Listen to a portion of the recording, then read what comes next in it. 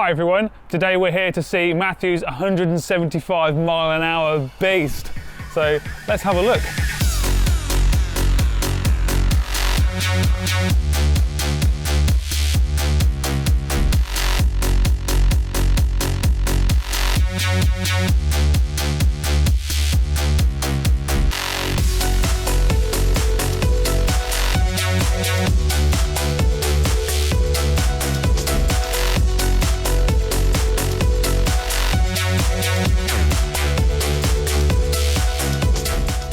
So Matt, tell us a little bit about your car. I know that there's been quite a journey so far getting here. So how long have you owned the car for? About 3.5 years now. We picked the car up as a blown up engine for 300 quid because I wanted a 1.8 standard car. And it just went crazy from there, to be fair. Put an engine in it, first engine swap I ever did. Is it your first MX-5? No, it's my second. My first MX-5 was a little 1.6 Unos. Cracking little car, but it was quite tatty, wasn't really worth a lot, paid not a lot for it. Wanted a 1.8, and this one came up better with a couple of mods already on it for cheap. It used to be silver. It did. It used to be silver, it got quite rusty, it got quite battered from driving. So we then sprayed it, it went purple after having all the rust repair and arches done. Then it all went a bit wrong, couldn't get the rest of the panels painted purple, it all went tits up. So we decided to paint it Nardo Grey in a garden. And I think it looks really, really good. Yeah, you should be really happy with that, because I know the stress that you've been through to get to this point. It's been a slog. It's been a big slog. And how long was it off the road for whilst you were trying to paint it purple? It was a year in total, wasn't it, when we'd done the rust repairs, seam welding, forged engine, yeah, everything that we'd done to it in that year. It was a good 11 months, wasn't it? And my car's been off the road probably now for, it must be 3 months, and I'm feeling it already. So yeah, It was great when everyone used to just chuck me their MX-5s every now and again to just get it out of my system. So that's a little bit about the history of the car. Let's start with what your exterior mods are. So we've done custom front arches, but they didn't really work, so I've just done bolt-ons because it's just 10 times easier and you can play around with them a lot better. GV front lip, low pro headlights, GC bonnet vents. Other than the custom rear arches and the rotor grid wheels, it's not too much. Oh, and the ducktail spoiler, forgot about that. So talk to me a little bit about those rear arches, because they are seriously extreme. Like they have been pulled and rolled to within an inch of their life, haven't they? These rear arches were my idea of, I didn't want to put over fenders on the car. So my mate turned around to me and said, we can do this, let's just pull them and make a set of custom arches. There was a lot of aggro with them, but they now clear ET0 wheels with 205s on them, and there are no complaints, they don't rub at all. That is some extreme artwork there, it looks really, really good. And then, so obviously you're running the front over arches, that you've already mentioned. Talk us about the whole journey with that and what happened there. So we done obviously the rear, got it on the road, and we knew that we needed to do something with the front. I was too impatient once we'd done the rear arches. I just wanted to get the car bolted up, get it together and get it on the road to have a play. We then made some custom front ones that were out of metal again. They were catching, they weren't quite right, they needed a lot of tweaking. And then I went on a drift day and I smacked the driver's side front into a bollard, completely ruined it. I always said I didn't want the plastic ones, but I just thought it was the best bet to try and get it on the road and stop it from rubbing. I think they look good. I think it suits the car. Like the black and grey goes really well together. So it helps break it up a bit, yeah. Yeah, you can get plus 30 arches, but they'll be fiberglass, won't they? And I don't want to break them. One big pothole and you've smashed them. I'd rather just stick with them, to be fair. Yeah, hitting the curbs really hard on the track. If you catch one, that'll be game over. So yeah, we'd rather not go through that pain. No. And so this ducktail looks pretty wicked, all blended in. Looks nice. That was a present from James, wasn't it? He said he didn't want it, so it needed some work. The smoothing in wasn't done at all. I took it on, and it looks mint, especially with the hardtop and the hardtop spoiler. Yeah, it's good that you're able to still use the soft top. We're What? On the permanent hardtop life, which is, it actually sucks because it's gorgeous this weather now, but let's go through some of the interior mods. So inside, I put a Mark II dash in it with centre console. Oh, that's locked.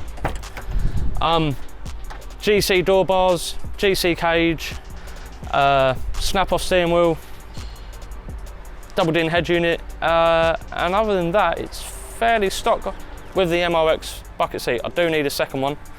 That is on the list. Best thing that I probably like on the interior the most has got to be the can check gauge. Recommend them to anyone. So in general, your car's actually pretty subtle, isn't it? Because the outside, there's not too much going on, and actually your interior as well it's just nice. It's like quite subtle, quite stylish.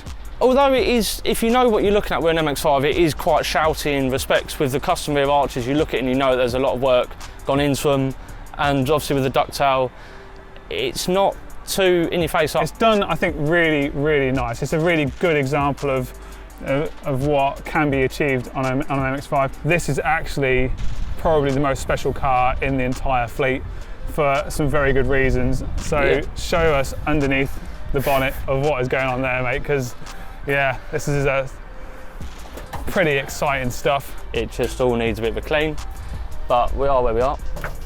Hey, at the end of the day, you know, it's a road car that gets used, so it is used daily. It is my only car.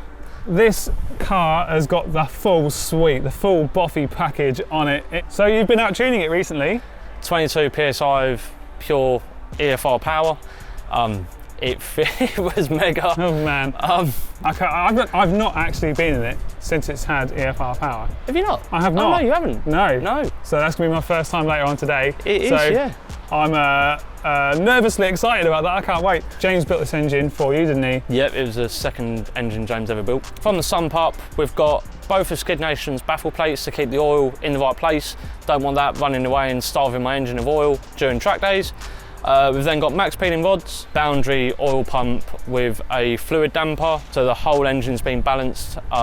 Stock head. Then we've got a BOFI low mount with EFR 6258, BOFI intercooler kit, LS1 coils, Turbo Smart actuator, and a Turbo Smart BOV. So your wastegate, is it a 3 or a 4 port? It's 4 port, got a good deal on it. So it's a 4 port wastegate with a 4 port Turbo Smart boost controller. It allows me to be able to have anywhere from 4 PSI if the wastegate's off to plus 30 PSI. We've hit 26 in it. So just massive control. Massive control. Dan loves it. He can fine tune it to whatever he wants it to do. And there's no running out of wastegate. The turbo's not creeping away. So you're able to build power really linearly. Yeah, so it's able to hold the power, build it in nicely. Nice linear power band, super drivable. Got the coolant reroute to keep the whole engine nice and cool. Can't complain. From Skid Nation. Yep, Skid Nation. And it's cool because you've also blanked off the coolant neck at the front, so it looks really clean. I really like that. Yeah, a lot of people sometimes don't. I suppose because I was building the engine and because it was all apart, I decided to blank it off, not have it there. That's definitely what I'm going to do to mine. I can't wait. So tell us a little bit about what fuel pump you're running. So it's run a AM320. It was a Walbro 255 up until Saturday. It's now Monday. Because you ran out of pump? I completely 100% duty cycle with savage. Not enough boost for what I wanted. So we put the AM320 in. The car AFR's now rock solid, can't complain. It hasn't overwhelmed the regulator, which we thought was a risk. One thing we didn't mention, it's got BOFI 640 injectors. Oh yeah, we forgot about those, yeah. They've been in there so long now, haven't they? They've been in there since stock block, yeah. And how are they, you're still running the standard fuel pressure? Yes. As well. And so do you know what injector GT you're at? At 90. Are you? Yeah. Oh, okay, so... We looked at putting Dan's 850s in the car yesterday. Right. They've got different plugs, so we didn't worry about wiring. So we're going to put a FPR on it, see what happens. Yeah. If we're still in trouble and it's still not comfortable to where we want it to be, we're going to change the injector. So you're running a AEM wideband? AEM wideband, wired in by CAN. We ran it analog for a long time because we'd never really, none of us have messed around with running it on CAN, had we? No. And we sort of accepted that was a norm. Put it on CAN and it changed everything. It made it so much more steady. I had a weird problem where I'd start the car, the AFR gauge would heat up and kick in, but the ECU would take about 30 to 60 seconds to catch up and read it. Putting it to CAN, change that immediately. Now, as soon as the wire band kicks in, it kicks in on the ECU as well, and it's just made it a lot easier to get it to start, drive, and the AFRs are a lot more steady. Then when we've done the pump as well, it just made them rock solid. Can't complain at them at all now. And then talk to me about your breathing, because there's some weird stuff going on with your cam cover. We drilled out the breather holes inside and the baffles to make it breathe. 2 AN10 plugs welded into it, and 2 lines just ran to the back of the car. I'm a bit of a greb, I'm not putting it into a catch can, with a Ram air filter. That Ram air filter was their new Pro Ram stuff, so it's not the filter type, it's like a mesh instead, isn't it? So yeah, I like it. I think it looks good. Special little trick about this at the moment is that I'm the only person with the prototype BOFI exhaust. We needed a car to R&D it with a BOFI low mount. Mine was sitting around, I didn't need it, so I was lucky enough to send mine off to go and have it done, and it sounds awesome. I can't wait to show everybody exactly how that sounds. So you've got a power steering delete, I can see. An MX-5 doesn't need power steering. Yep, and it's still, well, I mean, I like it, but personally, but it's still purple from where you originally painted it, which is pretty cool. Shows a bit of history. Yeah, I wanted to leave some bits to remember what it had been through. So there's little bits of history dotted all over it. Tells a story, doesn't it? Because it's been a real hard journey. There's been a lot of ups and downs with this car, but yeah, it just tells a story and keeps it going, really. And so these low pros. Got them yesterday, actually. I got them, fitted them yesterday. They're really good, recommend them. I think they just complete the look. I think they look so good. I was actually considering a set for mine as well. I don't know if we can have, maybe we can have 2 cars in the fleet with low pros on. There's some pretty weird stuff going on with your strut towers, so tell us a little bit about that. We were in the unit one night after several beers, and Dan came up with this smart idea about seam welding the whole car. And I tried talking him out of it, said, "Gotta spend too much time." He said, "No, it'd be a great idea, it won't take too long." So we did it. It was a very long slog. The whole front end's been seam welded. Down the gearbox tunnel has been seam welded. Around the back, basically the whole car, front to back, has been fully seam welded. 150 miles an hour is solid as a rock. It doesn't move. It's so strange how the car reacts. It has no flex in it now. You can feel the suspension doing its work. You don't feel it twisting and jolting about. So you just mentioned that it will do 150. Yeah. How on earth do you achieve that? Because very often, most MX-5s will do perhaps 130 if they've got the power to get there. Yeah, so obviously the power helps. Around 300 horsepower at the wheels helps a lot with that. But someone mentioned once you could get a custom rear diff set with a 6-speed. M-Factory 3.3 gear set. Someone mentioned it to me once and I decided to have a Google, and once I saw it, I couldn't resist. And so what are the ratios like? 1 to 5 is the same as a 5-speed and a 4.1, but it's literally a 6th is just an overdrive gear. So it is exactly the same. Because I was a 5-speed and a 4.1, I liked that gear ratio, I was used to it, I wanted to keep it. Within a couple of miles an hour, it is exactly the same. But 6th gear is just a pure lazy cruising gear, or it's also a pure speed gear. And how fast will it go? I think we've already mentioned. I think it 173, 175, wasn't it? It's calculated, and it should do that because of the power it's got. It can do it. We just had a little look, didn't we? And second gear will do 90. No, third gear. Oh, third. Second gear will do 60, third gear is 90. Yeah. 61 or something, yeah. And that's wicked, because that means that if we do some draggy or some Harry's lap timer pulls, we've only got 1 gear change in order to get to that 60-mile-an-hour speed. Yeah, so yeah, first to second is 1 gear, bash the limiter, and you're at 61, I believe. And then obviously 60 to, or 30 to 120, which a lot of people seem to do, don't they? I've got 2 gear changes, whereas other people would have 3. So it's, with flat shift, it'll make it nice and quick. Hopefully put in a decent time. Tell us a little bit about the suspension, what you've got going on with this. So we've got Maestro stock spring rates at the moment. The CRDs, we think? Holly bushes all round. What brand? Oh, the Duraflex Nanos. Then we've got the White Line anti-roll bars front and rear. And then you're running the Dave Fab oil pressure and temperature gauge? Yep, Dave Fab oil pressure and temperature, keeps an eye on it. So then tell us about your seat, your harnesses and your steering wheel. Seat, Motormech MRX, driven it to Wales, spent about 12 hours in the day, got out, didn't have a bad back, anything like that. It's a really comfortable seat, supports you really nicely.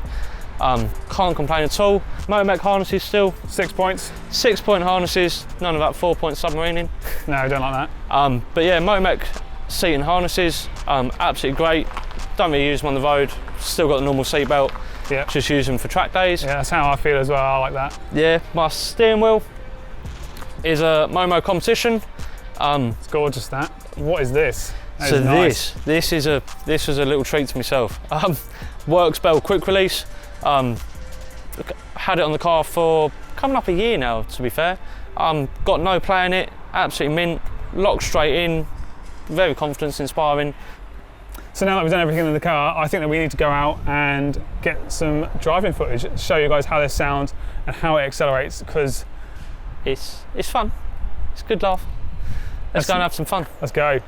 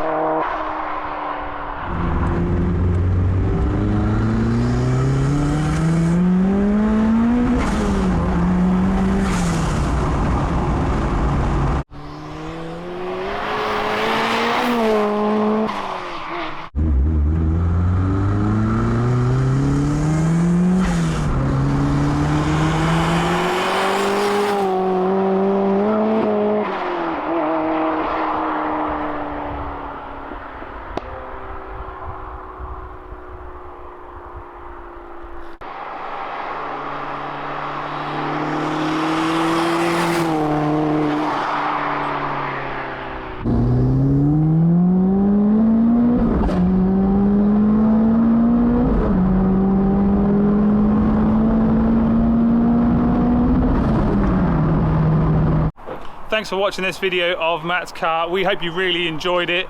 Do get in touch if you think that your car should be featured on our channel. We really want to feature more of your builds, so let us know down in the comments.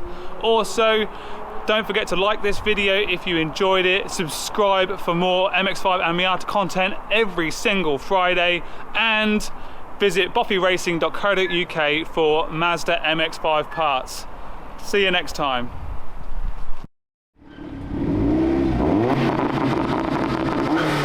It's Matt. I need to turn my mic down and speaking.